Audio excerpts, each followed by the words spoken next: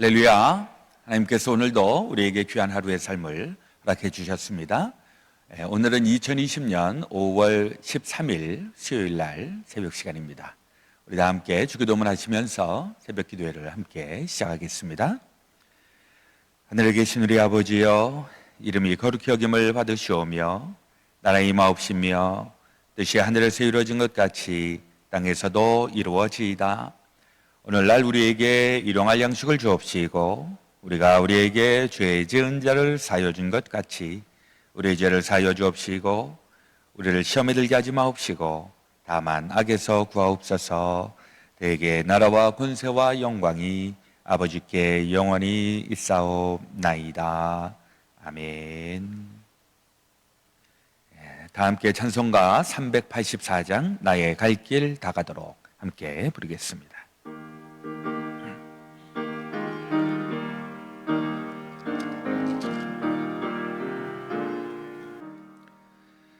나의 갈 길 다가도록 예수 인도하시니 내 주 안에 있는 긍휼 어찌 의심하리요. 믿음으로 사는 자는 하늘 위로 받겠네. 무슨 일을 만나든지 만사형통하리라. 무슨 일을 만나든지 만사형통하리라. 나의 갈 길 다가도록 예수 인도하시니 어려운 일 당할 때도 족한 은혜 주시네. 나는 심히 고단하고 영혼 매우 가라나. 나의 앞에 반석에서 샘물 나게 하시네. 나의 앞에 반석에서 샘물 나게 하시네. 나의 갈 길 다가도록 예수 인도하시네. 하시니 그의 사랑 어찌 큰지 말로 할 수 없도다. 성령 감화 받은 영혼 하늘 날아갈 때에 영영 부를 나의 찬송 예수 인도하셨네. 영영 부를 나의 찬송 예수 인도하셨네.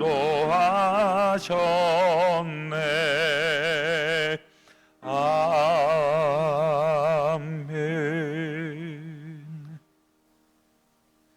함께 기도하겠습니다.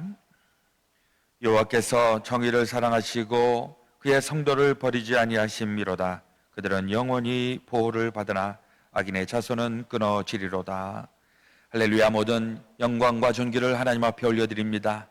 오늘도 저희들에게 새날 새아침 허락하여 주시고 이 첫 시간 주님과 함께 주의 말씀에 근거하여 하루를 열게 하여 주심을 감사드립니다.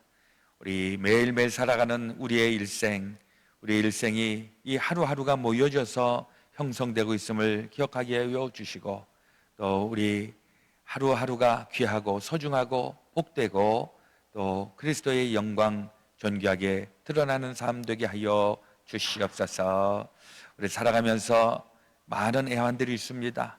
이 애환을 만날 때 우리 하나님의 은혜를 충만히 받게 하여 주시고 또 기쁠 때나 슬플 때나 어려울 때나 형통할 때나 한결같이 주님을 붙잡고 우리 이 일생을 지나갈 수 있도록 인도하여 주옵소서.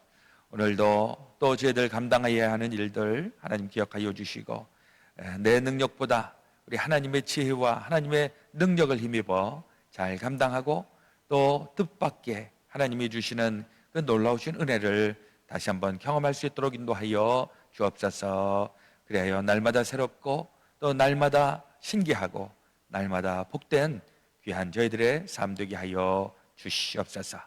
오늘의 모든 것 주님 앞에 온전히 부탁드리며 우리 구주 예수 그리스도의 이름으로 기도드렸사옵나이다. 아멘. 오늘 우리가 함께 나눌 말씀은 다니엘서 11장에 있는 말씀입니다. 그런데 오늘 다니엘서 11장은 45절까지 상당히 깁니다. 말씀도 길지만 이따가 우리 한번 읽어보시면 알겠지만은 당최 무슨 얘기인지 이해가 잘 되지 않는 부분들이 많이 있습니다. 그래서 제가 약간 먼저 읽기 전에 좀 도움이 되시도록 말씀의 백그라운드를 먼저 전하는 것이 더 좋을 것 같아서 오늘 좀 말씀을 인트로덕션을 좀 하도록 하겠습니다. 다니엘서 11장은 이제 그 다니엘이 살았던 시대 이후에 일어났던 일들에 대해서 예언의 말씀으로 또 계시의 말씀으로 들려주고 계십니다. 그런데 이제 이 내용은 우리가 평소에 교회에서 성경 공부를 하거나 또 목사님들의 설교를 통해서 듣는 대목이 아닌 굉장히 생소한 부분이 됩니다. 이 다니엘은 처음에 그 출발했던 그 지점은 바벨론 왕국의 그 느부갓네살 왕 통치 시절입니다.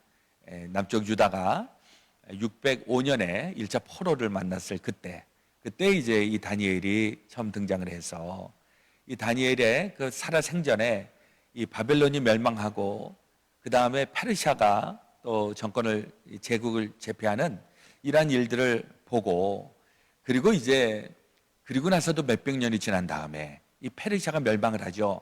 어디에 의해서 멸망을 하는가?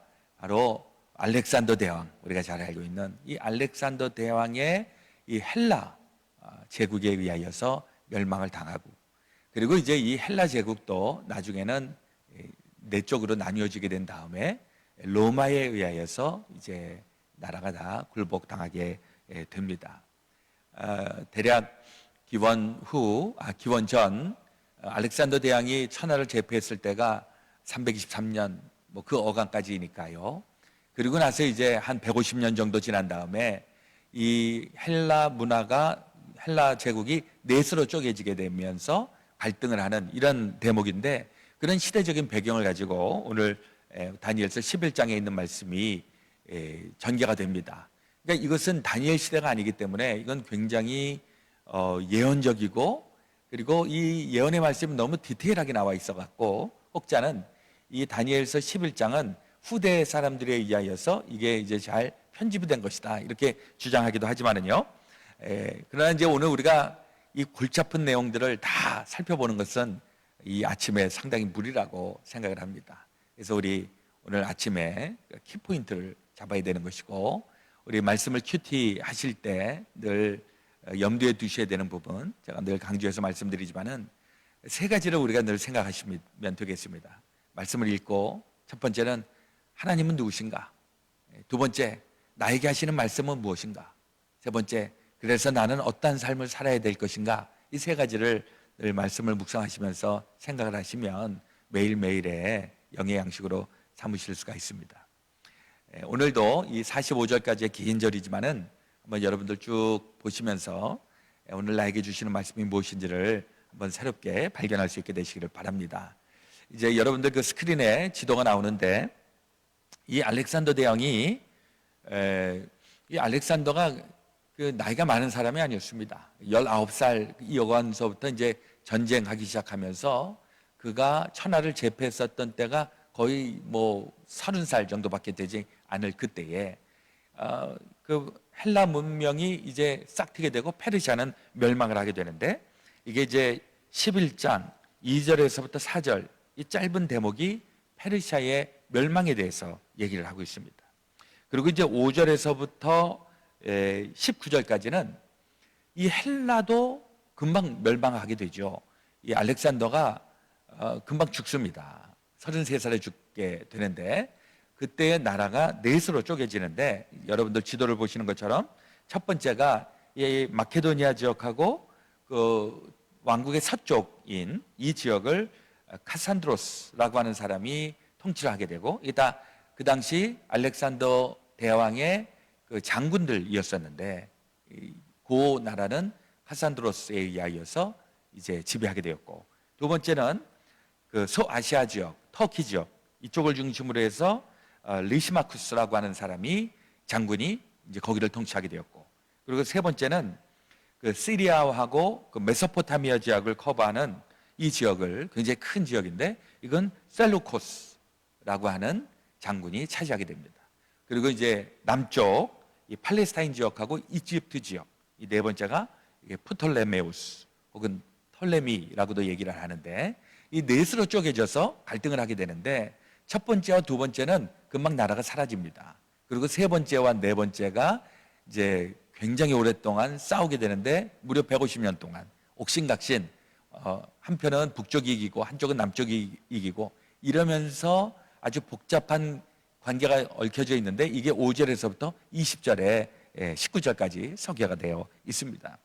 그리고 이제 20절 이하에서는 결국은 이 북쪽에 있었던 셀루코스 이 왕조가 이 대륙을 이제 다 차지하게 되는데, 그때에 기원전 한 150년 어간에 안티오쿠스 에피파네스라고 하는 아주 실력자가 나타납니다. 근데 이게 성경에서는 굉장히 폭군이고 특별히 반유대교 정책을 폈던 사람이었기 때문에 유대인들에게 있어서는 굉장히 안 좋은 왕으로 평가되고 있습니다. 그리고 이때에 이제 마카비라고 하는 사람이 기원전 한 100년경에 나타나서 잠깐 독립을 일으켰던 때가 있었는데, 그 어간까지가 오늘 이 다니엘 11장에 있는 내용입니다.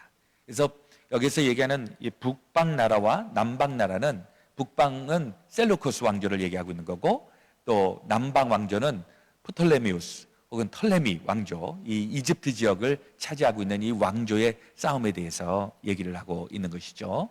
자, 이제 우리 드라마 바이블을 통해서 좀 길지만 또 좀 난해하지만은 말씀을 읽고 또 듣도록 하겠습니다. 11장.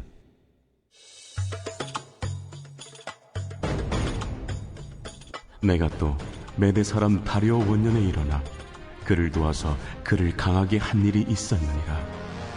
이제 내가 참된 것을 내게 보이리라.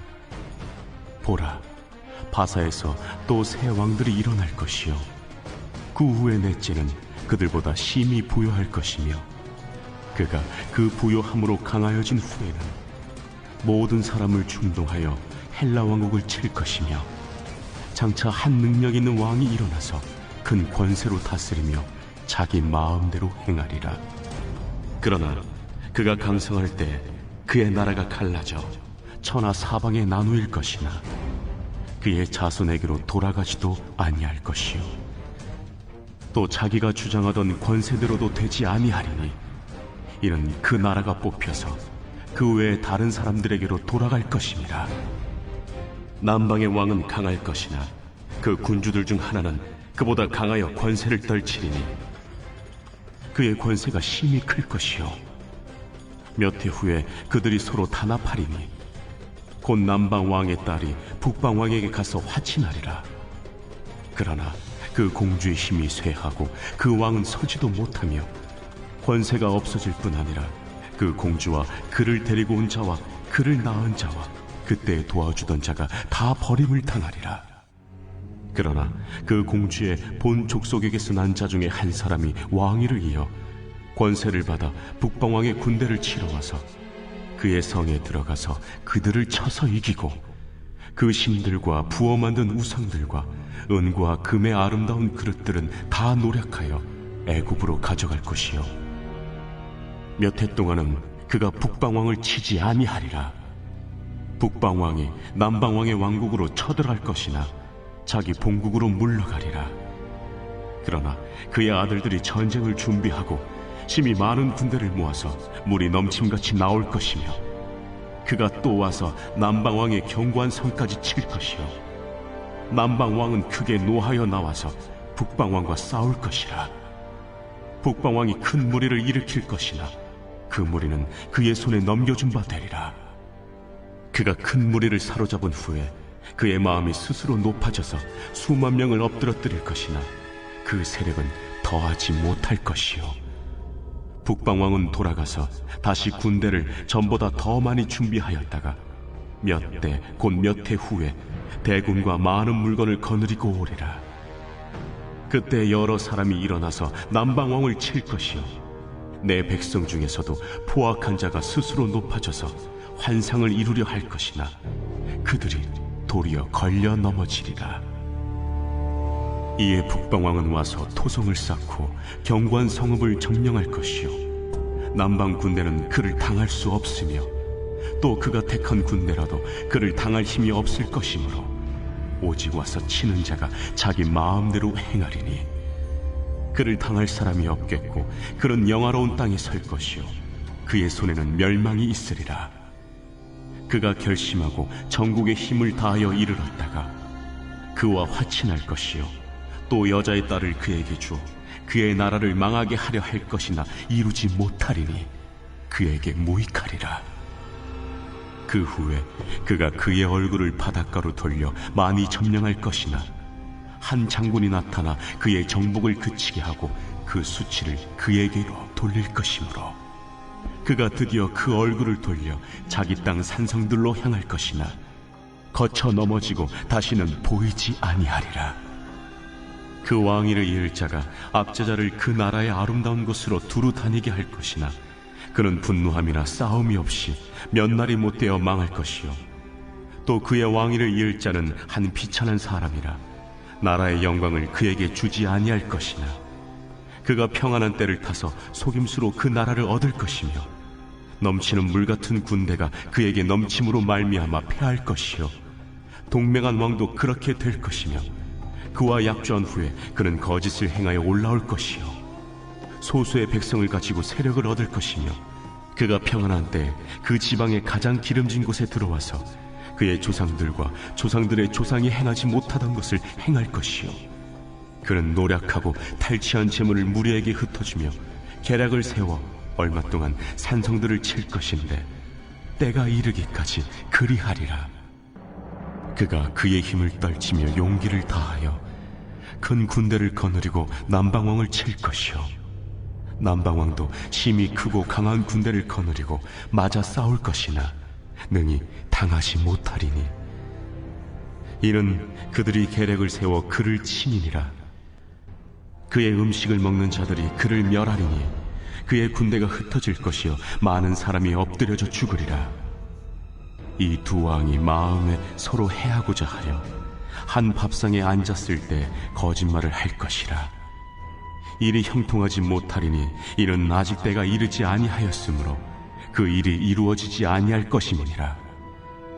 북방왕은 많은 재물을 가지고 본국으로 돌아가리니 그는 마음으로 거룩한 언약을 거스르며 자기 마음대로 행하고 본토로 돌아갈 것이며 작전된 기한에 그가 다시 나와서 남방에 이를 것이나 이번이 그 전번만 못하리니 이는 기띔의 배들이 이르러 그를 칠 것임이라. 그가 낙심하고 돌아가면서 맺은 거룩한 언약에 분노하였고 자기 땅에 돌아가서는 맺은 거룩한 언약을 배반하는 자들을 살필 것이며 군대는 그의 편에 서서 성소 곧 경고한 것을 더럽히며 매일 드리는 제사를 폐하며 멸망하게 하는 가증한 것을 세울 것이며 그가 또 언약을 배반하고 악행하는 자를 속임수로 타락시킬 것이나 오직 자기의 하나님을 아는 백성은 강하여 용맹을 떨치리라. 백성 중에 지혜로운 자들이 많은 사람을 가르칠 것이나 그들이 칼날과 불꽃과 사로잡힘과 약탈을 당하여 여러 날 동안 몰락하리라. 그들이 몰락할 때 도움을 조금 얻을 것이나 많은 사람들이 속임수로 그들과 결합할 것이며 또 그들 중 지혜로운 자 몇 사람이 몰락하여 무리 중에서 연단을 받아 정결하게 되며 쉬게 되어 마지막 때까지 이르게 하리니 이는 아직 정한 기한이 남았습니다. 그 왕은 자기 마음대로 행하며 스스로 높여 모든 신보다 크다 하며 비상한 말로 신들의 신을 대적하며 형통하기를 분노하심이 그칠 때까지 하리니 이는 그 작정된 일을 반드시 이루실 것이니라. 그가 모든 것보다 스스로 크다 하고 그의 조상들의 신들과 여자들이 흠모하는 것을 돌아보지 아니하며 어떤 신도 돌아보지 아니하고 그 대신에 강한 신을 공경할 것이요 또 그의 조상들이 알지 못하던 신에게 금, 은, 보석과 보물을 들여 공경할 것이며 그는 이방 신을 힘입어 크게 견고한 산성들을 점령할 것이요 무릇 그를 안다 하는 자에게는 영광을 더하여 여러 백성을 다스리게도 하며 그에게서 뇌물을 받고 땅을 나눠주기도 하리라. 마지막 때에 남방왕이 그와 힘을 겨룰 것이나 북방왕이 병거와 마병과 많은 배로 회오리 바람처럼 그에게로 마주와서 그 여러 나라에 침공하여 물이 넘침같이 지나갈 것이요 그가 또 영화로운 땅에 들어갈 것이요 많은 나라를 패망하게 할 것이나 오직 에돔과 모압과 암몬 자손의 지도자들은 그의 손에서 벗어나리라. 그가 여러 나라들의 그의 손을 펴리니 애굽 땅도 면하지 못할 것이니 그가 권세로 애굽의 그 문과 모든 보물을 차지할 것이요 리비아 사람과 구스 사람의 그의 시종이 되리라. 그러나 동북에서부터 소문이 이르러 그를 번민하게 함으로 그가 분노하여 나가서 많은 무리를 다 죽이며 멸망시키고자 할 것이요 그가 장막 궁전을 바다와 영화롭고 거룩한 산 사이에 세울 것이나 그의 종말이 이르리니 도와줄 자가 없으리라.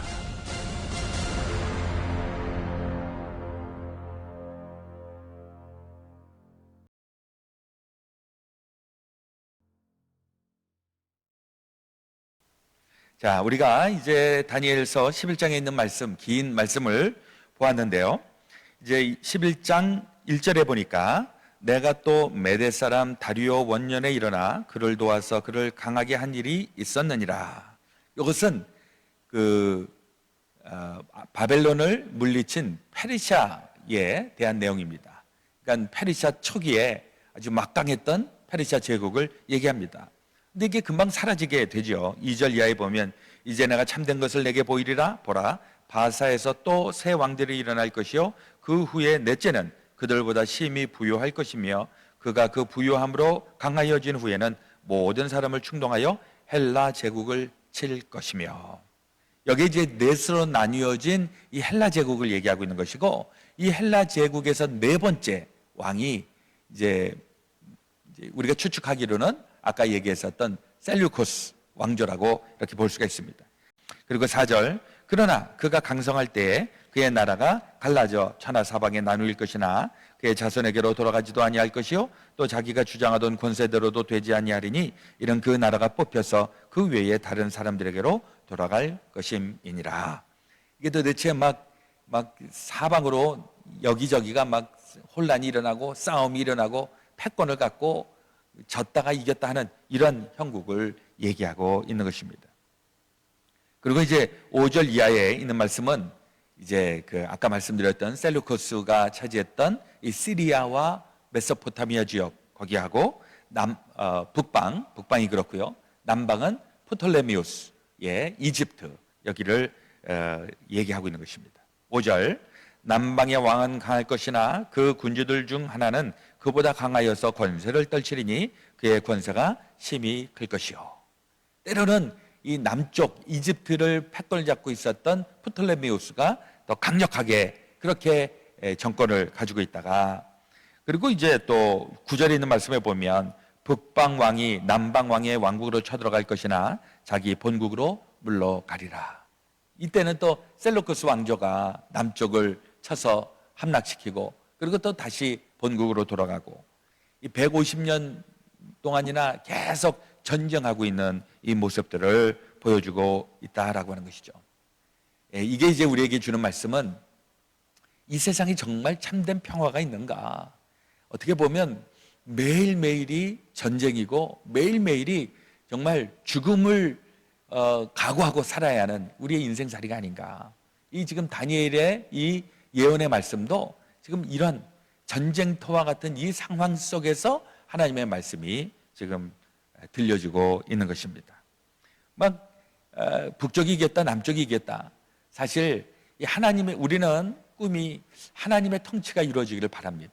그리고 언젠가 하나님의 통치는 모든 나라들을 다 다스릴 것입니다. 그런데 이게 하나님의 나라가 통치가 이루어지지 않으면 계속 오락가락하는 인생이 되기 쉽산이라고 하는 것이죠. 우리 신앙생활 하고 있는 우리들도 그렇습니다. 우리가 하나님의 백성으로 살아가는 것과 세상의 사람으로 살아가는 것과 하나에 딱 걸고 살아가면 우린 그렇게 살아가는 존재가 되는 것이죠. 근데 우리의 문제는 세상에도 한 다리 걸쳐놓고 또 하나님에게도 한 다리 걸쳐놓고 그래서 이쪽 저쪽을 눈치 보면서 왔다 갔다 하니까 고되고 힘들고 한 것입니다. 아예 하나가 딱 나는 하나님의 백성 이래 놓으면 세상에서 어떤 일이 일어난다고 할지라도 그것은 내게 속한 것이 아니니까 나는 잠깐 스쳐 지나가는 인생 살아가고 있는 중이니까 하고 하나님의 백성다움으로 살아갈 수가 있는데 이게 그런 아이덴티티가 확실하게 정립이 되지 않으면 세상에 가서도 좀 휩싸이다가 또 거기서 또 고생하다가 또 다시 뛰쳐나오고 이걸 연속으로 하다 보니까 인생이 이렇게 고달프고 왜 이렇게 인생이 힘든가 이런 생각을 할 때가 많이 있지 않습니까? 예, 아예 세상에 빠져 있는 사람은 아예 그런 생각도 안 하죠. 그냥 세상에 그냥 완전히 함몰돼서 살아가고 있으니까. 근데 우리의 목표는 우리가 하나님의 뜻대로 살면 세상에서 이렇게 막 피곤한 인생을 살아도 나는 하나님의 백성, 뭐 이 세상에서 어려움 당할 수 있지 뭐 이러면서 확실한 믿음 가지고 살면 이 세상도 우리 능히 감당되고 또 능히 승리하면서 이 인생을 지나가게 되는 줄로 믿습니다. 예, 이 북방 왕조 또 남방 왕조 이걸 통해서 우리가 또 그런 교훈을 얻을 수가 있습니다. 그리고 이제 20절 이하에 가면 그 안티오쿠스 4세인데 굉장히 하나님의 백성들을 괴롭혔던 그런 통치자입니다. 그래서 쭉 말씀을 보시면 20절서부터는 여기에 나오는 이 왕은 굉장히 부정적인 이미지를 이야기하고 있습니다.